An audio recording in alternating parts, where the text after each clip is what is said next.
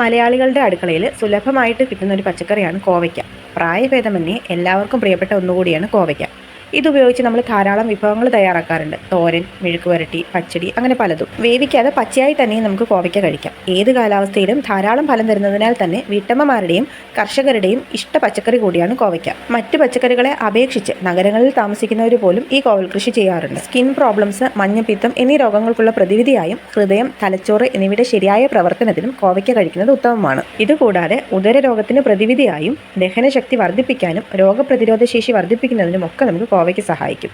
Kidney stone, മൂത്രത്തിലൂടെ അരിഞ്ഞു പോകുന്നതിനും അലർജി, അണുബാധ എന്നീ രോഗങ്ങൾ ഇല്ലാതാക്കാനും കോവയ്ക്ക് ഉപയോഗിക്കാം. പ്രമേഹ രോഗികൾക്ക് മാത്രമല്ല ഹൃദ്രോഗ സാധ്യത കുറയ്ക്കാനായിട്ടും കോവയ്ക്ക ഏറെ നല്ലതാണ്. കോവയ്ക്കയിൽ കാൽസ്യം, ഫൈബർ, വിറ്റമിൻസ്, മിനറൽസ് എന്നിവ ധാരാളമായിട്ട് അടങ്ങിയിട്ടുണ്ട്. നമ്മുടെ ശരീരത്തിന് ഏറെ ആവശ്യമുള്ള anti bacterial, anti oxidant, anti inflammatory ഗുണങ്ങളും കോവയ്ക്കയിൽ അടങ്ങിയിട്ടുണ്ട്. കോവയ്ക്ക കഴിക്കുന്നതിലൂടെ ആന്റി ഹൈപ്പർ ഗ്ലൈസമിക് ഇഫക്റ്റുകൾ ശരീരത്തിൽ ഉണ്ടാവുകയും അത് പ്രമേഹ രോഗികളുടെ പ്രശ്നങ്ങൾ കുറയ്ക്കുകയും ചെയ്യുമെന്നാണ് റിസർച്ചുകൾ വ്യക്തമാക്കുന്നത്. ധാരാളം ആന്റി ഓക്സിഡന്റുകൾ അടങ്ങിയ കോവയ്ക്ക ശരീരത്തിലെ ടോക്സിനുകളെ നീക്കുകയും ചെയ്യും.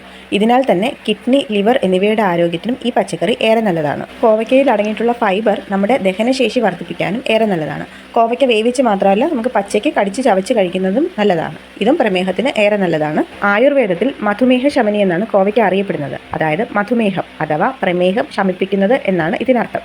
ഇൻസുലിൻ ഉൽപാദനം വർദ്ധിപ്പിച്ചാണ് കോവയ്ക്ക ഈ ഗുണം നമുക്ക് നൽകുന്നത്. കോവയ്ക്കയുടെ വേരിന്റെ സത്തും ഇലയുടെ നീരും എല്ലാം തന്നെ പ്രമേഹത്തിനുള്ള മരുന്നായിട്ട് ആയുർവേദം പാരമ്പര്യമായിട്ട് തന്നെ ഉപയോഗിക്കുന്നുണ്ട്. ശരീരത്തിലെ പാൻക്രിയാസ് ആണ് ഇൻസുലിൻ ഉൽപ്പാദിപ്പിക്കുന്നത്. പ്രമേഹമുള്ളവർ ദിവസവും 100 ഗ്രാം കോവയ്ക്ക അഥവാ കോവൽ കഴിച്ചാൽ ഇത് പാൻക്രിയാസിലെ ബീറ്റാ കോശങ്ങളെ ഉത്തേജിപ്പിച്ച് കൂടുതൽ ഇൻസുലിൻ ഉൽപ്പാദിപ്പിക്കാനും പ്രമേഹം നിയന്ത്രിക്കുവാനും സഹായിക്കും. കാർഡിയാക് ക്യാൻസർ വിരുദ്ധ ഗുണങ്ങളുള്ള സപ്പോണിനുകൾ, ഫ്ലേവനോയിഡുകൾ, ടെർപ്പനോയിഡുകൾ തുടങ്ങിയ ഫൈറ്റോ ന്യൂട്രിയൻസുകളും കോവയ്ക്കയിൽ അടങ്ങിയിട്ടുണ്ട്. നമ്മുടെ ശരീരത്തിന്റെ ഒപ്റ്റിമൽ പ്രവർത്തനത്തിന്റെ അവിഭാജ്യ ഘടകമാണ് ഇരുമ്പ്.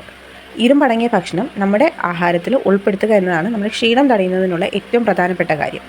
ഇരുമ്പിൻ്റെ കുറവ് വിളർച്ചയ്ക്കും കാരണമാകും. ഇരുമ്പ് നമ്മുടെ ശരീരത്തെ ഉത്തേജസ്വലവും സന്തുലിതവും ഫിറ്റ്നസ്സായി നിലനിർത്തുകയൊക്കെ ചെയ്യും. അപ്പോൾ ഇരുമ്പ് ഈ ഒരു പച്ചക്കറിയിൽ നമ്മുടെ കോവയ്ക്കയിൽ ധാരാളമായിട്ട് അടങ്ങിയിട്ടുണ്ട്.